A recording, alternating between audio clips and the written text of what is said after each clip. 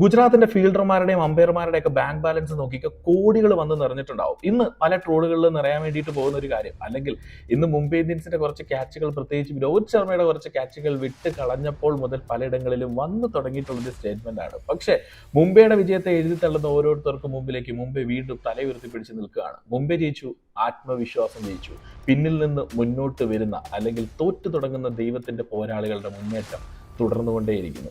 ഈ ഒരു നോക്കൌട്ട് ഗെയിമുകളിലേക്ക് എത്തുമ്പോൾ, IPLന്റെ പ്ലേ ഓഫുകളിലേക്ക് എത്തുമ്പോൾ മുംബൈ അവിടെ ഉണ്ടെങ്കിൽ കളിയുടെ തീപാറും. അവർ ഏറ്റവും അപകടകാരികളായിട്ടുള്ള ടീമാണ്. പലപ്പോഴും നോക്കൌട്ടിൽ എന്താണോ ICC ടൂർണമെന്റുകളിൽ ഓസ്ട്രേലിയയുടെ കരുത്ത്, അതുപോലെയാണ് മുംബൈയും ചെന്നൈയും പോലുള്ള ടീമുകൾ. ഇവർക്ക് അത്രമാത്രം എക്സ്പീരിയൻസ് ഉണ്ട്, ഫൈനലുകൾ കളിച്ചിട്ടുള്ളതാണെങ്കിലും കപ്പ് എടുത്തിട്ടുള്ളതിലാണെങ്കിലും. എന്തായാലും ഇനി ക്വാളിഫയർ 2-ൽ പഞ്ചാബ് കിങ്സിന്റെ എതിരാളികൾ പഞ്ചാബിനെ നേരിടേണ്ടി വരുന്നത് മുംബൈ ഇന്ത്യൻസിനെയാണ്. അവസാന ഓവർ വരെ നീണ്ടുനിന്ന എക്സൈറ്റിംഗ് പോരാട്ടത്തിൽ ഗുജറാത്തിനെ പരാജയപ്പെടുത്തി. ഗുജറാത്തിന്റെ ഏറ്റവും വലിയ കരുത്തുകളിലൊന്നും അവരുടെ മുൻനിരയുടെ പ്രകടനമായിരുന്നു. ഇത്തവണ അവരുടെ മധ്യനിരയും കുഴപ്പമല്ലാത്തൊരു പ്രകടനത്തിലേക്ക് എത്തിയെങ്കിലും 229 എന്ന ടാർഗറ്റ് ചേസ് ചെയ്തെടുക്കാൻ വേണ്ടിയിട്ട് ഗുജറാത്തിന് കഴിഞ്ഞില്ല. എന്തായാലും ആവേശകരമായിട്ടുള്ള ഒരു പ്ലേ ഓഫ് മത്സരം കാണാൻ കഴിഞ്ഞതിന്റെ ഒരു സന്തോഷമുണ്ട്. ഞാൻ നേരത്തെ പറഞ്ഞതുകൊണ്ട് മുംബൈയുടെ ഓരോ വിജയങ്ങളും അണ്ടർ എസ്റ്റിമേറ്റ് ചെയ്യപ്പെടുന്നത് ട്രോളുകൾ കൊണ്ടാണ്. അവർ ജയിക്കുമ്പോൾ പൈസ കൊടുത്ത് ജയിച്ചു എന്ന് പറയുന്നവരോട് എനിക്ക് ഒന്നേ പറയാനുള്ളൂ, ഒരു ടൂർണമെന്റിലും ആർക്കും എൻ്റെ ഒരു വിശ്വാസത്തിൽ പണം കൊടുത്തൊന്നും വിലയ്ക്ക് വാങ്ങാൻ വേണ്ടിയിട്ട് പറ്റില്ല.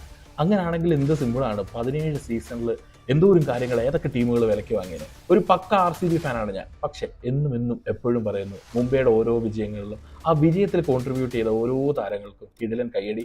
ഇന്ന് രോഹിത് ശർമ്മയുടെ ഗംഭീര പ്രകടനം എടുത്തു പറയേണ്ടതാണ്. ബുംറ ഒരു വിക്കറ്റ് നേടിയിട്ടുള്ളെങ്കിലും ആ 4 ഓവറിലെ കിടിലൻ സ്പെല്ല് എടുത്തു പറയേണ്ടതാണ്. അവരെല്ലാം ചേർന്ന് ആ ഒരു ടീമിന് വിജയത്തിന്റെ കഥയൊരുക്കി. ക്യാച്ചസ് വിൻ മാച്ചസ് എന്നാണ് പറയുന്നത്. ക്യാച്ച് എടുക്കാൻ കഴിയാതെ ഗുജറാത്ത് പലപ്പോഴും മത്സരത്തിന് പിന്നിലേക്ക് പോയി. എന്തായാലും ഈ ടൂർണമെന്റിൽ ഉടനീളം ഗംഭീര പ്രകടനം കാഴ്ചവെച്ച ഗുജറാത്തിന്റെ മുൻനിരയ്ക്ക് ഒരു വലിയ കൺഗ്രാജുലേഷൻ. സായി സുദർശൻ എന്ന താരത്തിനൊരു വലിയ കൈയടി.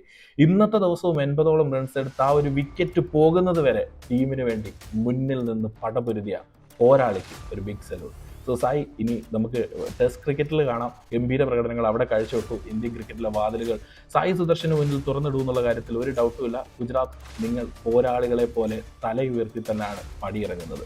ഇനി ബാക്കി കളി പഞ്ചാബിനെതിരെ മുംബൈയുടെ ഭാഗത്തുനിന്ന് ആരടിക്കും, അല്ലെങ്കിൽ ആര് വരും? നമ്മുടെ RCBക്കെതിരെ, റോയൽ ചലഞ്ചേഴ്സ് ബാംഗ്ലൂരിനെതിരെ ഫൈനലിൽ മുംബൈയോ പഞ്ചാബോ?